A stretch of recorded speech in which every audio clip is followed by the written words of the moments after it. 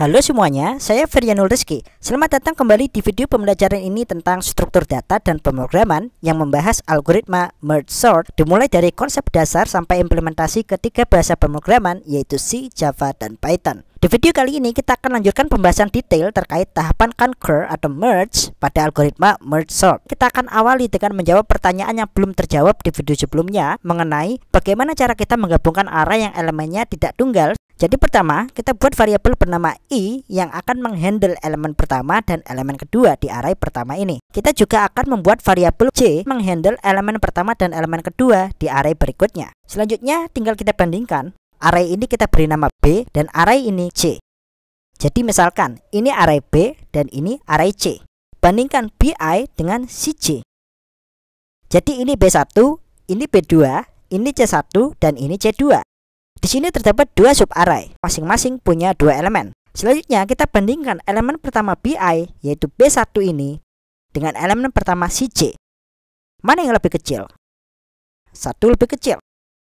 Jadi ambil elemen terkecil di antara keduanya, lalu letakkan di array baru ini. Ya, 1 lebih kecil dari 5, maka tempatkan 1 di sini. Karena 1 sudah digunakan, maka increment j tambah j dengan 1.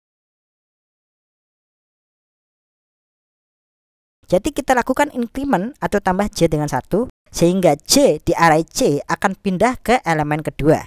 Dengan ini elemen array c sudah disalin ke array baru. Maka artinya kita sudah menyelesaikan elemen array c ini dan tidak akan berurusan lagi dengan elemen ini. Selanjutnya kita bandingkan bi, di mana bi masih bernilai 5. Namun cj tidak lagi bernilai 1. Cj bernilai 3. J bergeser ke kiri karena telah diincrement atau ditambah 1 di proses sebelumnya. Sehingga elemen cj saat ini c2 yang bernilai 3. Bandingkan 3 dengan 5, mana lebih kecil? 3 lebih kecil. Maka tempatkan 3 di sini. Elemen 3 sudah selesai diurutkan atau disorting, sehingga sekarang J tidak dapat kita proses karena semua elemennya sudah tidak bisa digunakan. Yang sama artinya J sudah kehabisan semua elemennya untuk kita proses. Kita tidak punya elemen untuk dibandingkan dengan elemen bernilai 5. Dalam kondisi di mana kita sudah tidak punya elemen lagi untuk dibandingkan, maka tempatkan elemen pembantu bernilai infinity di sini, sehingga J akan diincrement lagi. Kita tempatkan nilai tak hingga atau infinity di sini. Sehingga array ini yang awalnya beranggotakan 2 elemen bertambah menjadi 3 elemen sebagai elemen terakhirnya. Selanjutnya kita increment nilai j, sehingga j akan pindah dari sini ke sini. Si j akan bernilai infinity, lebih besar dari elemen lainnya. Ketika kita bandingkan bi dengan si j, maka bi akan selalu bernilai lebih kecil dari si j karena si j bernilai tak hingga. Dengan demikian, maka kita tempatkan elemen 5 di sini. Lalu nilai i akan diincrement, i akan berpindah ke sini. Sekarang bi bernilai 6, elemen 5 sudah tidak kita gunakan lagi. Bi yang bernilai 6 kita bandingkan dengan si j yang bernilai tak hingga. Sudah jelas 6 lebih kecil, lalu salin 6 dan tempatkan di sini. Tambahkan elemen infinity atau tak hingga untuk tujuan perbandingan. Kita bisa abaikan semua ini jika perbandingan elemen array sudah selesai seperti sekarang ini ya teman-teman. Sehingga proses coret-coret di sini bisa kita hapus. Kita kembalikan seperti semula. Jadi di sini kita punya elemen 5 dan 6. Lalu kita punya 1 dan 3. Menggunakan konsep seperti sebelumnya, kita akan gabungkan kedua array ini untuk mendapatkan array baru berelemen 4 secara terurut. Jadi di sini kita punya i dan j. Di sini kita tempatkan elemen infinity, begitupun juga di sini. Kemudian array ini kita beri nama B dan ini array C. Selanjutnya bandingkan bi dengan si j. I dan j masing-masing akan terus diincrement satu nilai. Sehingga elemen array baru yang kita dapat yaitu 2, 4, 7, 8. Jadi sekarang kita sudah punya 2 array. Kembali kita akan sebut kedua array ini bernama B dan C. Ini elemen pertama, kedua, ketiga, keempat.